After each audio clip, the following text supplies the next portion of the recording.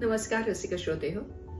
श्रवणीयच्या आजच्या भागात मी रश्मी चाफेकर तुम्हा सर्वांचं स्वागत करते. आज मी तुमच्यासाठी माझा आणखीन एक लेख घेऊन आली आहे, ज्याचं नाव आहे ढगांची दुनिया. ढगांची दुनिया. लेखाचं नाव ऐकल्यावर हा लहान मुलांसाठीचा लेख आहे असं वाटलं ना? हा लेख सगळ्यांसाठीच आहे. मुलं लहान असताना ढग हा आमच्या घरातला अतिशय आवडीचा विषय होता. पण ह्या ढगांची दुनिया फक्त त्या लहानग्यांसाठीच आहे असं मला तरी वाटत नाही. म्हणजे बघा, कारमध्ये पॅसेंजर म्हणून प्रवास करताना आकाशात बघितलं की ही दुनिया उलगडत जाते. मलाही हा छंद जडलाय. म्हणजे पुन्हा एकदा नव्याने मी या ढगांकडे पाहायला लागले. आता हे ढग कसे तयार होतात वगैरेच्या शास्त्राकडे मी वळणार नाही, पण ते जसे तयार होतात ते मात्र अजब असतं. अहो, त्यांचंही एक वेगळं विश्व असतं. प्रत्येक वेळेला आकाशात बघितलं की काहीतरी नवीन बघण्यात येतं. प्रत्येक ढग स्वतःचं एक वेगळेपण घेऊन येतो. मला तर वाटतं की ह्या ढगांची आपापली व्यक्तिमत्वच असतात. म्हणजे आपल्याला कधी मित्रमैत्रिणींच्या घोळक्यात वावरणारे ढग दिसतात, तर कधी एकटा जीव सदाशिव ह्या तत्वावरती आला दिवस मजेत घालवणारे ढग सुद्धा दिसतात. मित्रमंडळ जमा करून एक छानसा गोल करून माझ्या आईचं पत्र हरवलं हा खेळ खेळणारे ते ढग त्या खेळात मग्न झालेले असतात.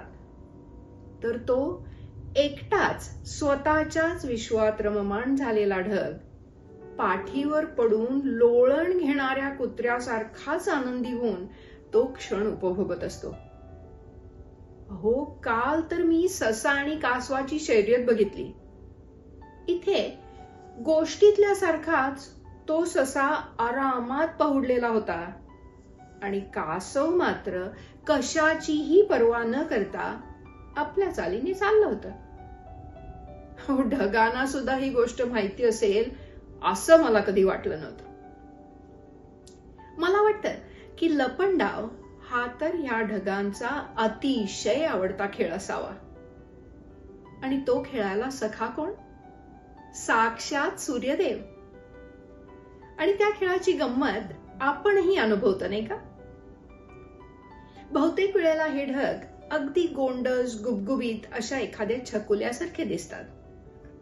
पण एकदा का डोकं फिरलं की मग काही विचारायला नको. लहान मुलं चिडली की त्यांचे चेहरे लाल होऊन जातात. पण ढग मात्र काळं कभिन्न असं रौद्र रूप धारण करतात आणि त्याचे परिणाम मात्र आपल्याला भोगायला लागतात. अर्थात कधी त्यांचा राग पटकन उतरतो आणि इतर वेळी कितीही विनवण्या करा, काहीही फरक पडत नाही. हट्टी स्वभाव, दुसरं काय. याच रुसव्या फुगव्यातून काही वेळा ते आपल्या इंद्रधनुष्य नावाच्या जिवलग साथीदाराला हळूच माणूस नावाच्या प्राण्याचं दर्शन घडवतात. मला वाटतं की आपल्या त्या त्या वेळच्या विचारांप्रमाणे आपल्याला ढगांचे आकार दिसतात.